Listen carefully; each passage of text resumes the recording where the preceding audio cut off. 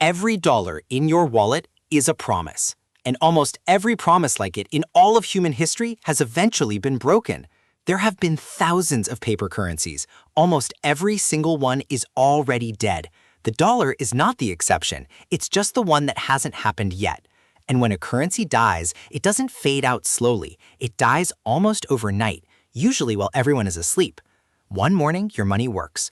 The next morning, it's just paper. By the end of this, you'll understand exactly how that morning arrives and who always sees it coming. To see how money dies, you first have to see what it really is. Pick up a dollar. It isn't worth anything on its own. It's paper and ink. You can't eat it. You can't burn it for much heat. It only has value because everyone agrees that it does.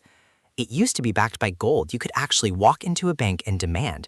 Then, quietly, that promise was cut. Now a dollar is backed by one single thing. Your belief that tomorrow it'll still be worth a dollar. That belief is the whole machine. It is the only thing holding it up. And belief is a strange kind of fuel. It can last for decades, and it can vanish in a single afternoon. So what kills the belief? It starts with a debt that was never meant to be paid back. Remember, governments don't just spend the money they collect. They spend far more and borrow the difference. Every year, forever. They borrow it by selling promises, a piece of paper that says, lend me money now and I'll pay you back later with interest. For a while, it works beautifully, but the debt grows, and soon the only way to pay back the old promises is to make new, bigger ones, until one day the debt is so large it can never truly be repaid. Not with taxes, not with growth, not ever. And when a government can't pay its debt the honest way, there is always one last door. The door marked, print it. This is where a currency starts to die. To cover the debt, the central bank creates brand new money out of nothing. But here's the trap. Every new dollar makes every existing dollar worth a little less, including the ones in your account.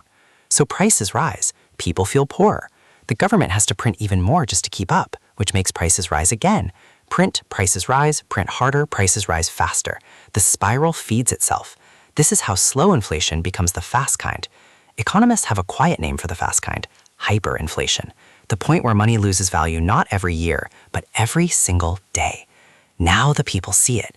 They stop trusting the money. They rush to spend it the second they get it before it shrinks again. And that rush, everyone trying to get rid of the money at once, is the death itself. Belief doesn't fade. It stampedes for the exit. If this sounds impossible, understand it has happened again and again to people exactly as confident as we are. An ancient empire once shaved a little silver off every coin to pay its soldiers, a little more each year, until the coins were almost worthless metal. A century ago, a defeated nation printed so much money that people burned it for warmth because the paper was worth more as fuel than as cash. People carried their wages home in wheelbarrows. A loaf of bread that cost a coin in the morning cost a mountain of cash by night. It has happened on nearly every continent in living memory, always the same 3 steps. Too much debt, too much printing, then the stampede. The currency always believed it was special, right up until the morning it wasn't. So picture the morning it finally comes. Nothing looks different. The sun comes up, the shops open. But overnight, the world stopped believing. And the number in your bank account, the one you spent your whole life building, now buys almost nothing. The savings, the pension, the careful, responsible decades of putting money away, all measured in a currency that just died in its sleep. And the cruel part? The people who saw it coming weren't holding money at all. They were holding things. Gold, land, businesses, assets that don't care what the currency is called tomorrow. They didn't get rich in the collapse. They simply didn't die in it. Everyone else was told the safe choice was to save, and the safe choice was quietly the most dangerous one of all. Eventually, the dead currency is swept away. A new one is printed with a confident new name, and the game quietly begins again. And most people line up for the new money, relieved, never asking the one question that actually protects them. Not how do I save more of this, but what is this really worth, and what holds its value when the music stops? Because the dollar dying isn't really about the dollar. It's the same lesson this whole channel keeps circling back to. Currencies are tools. They come and go.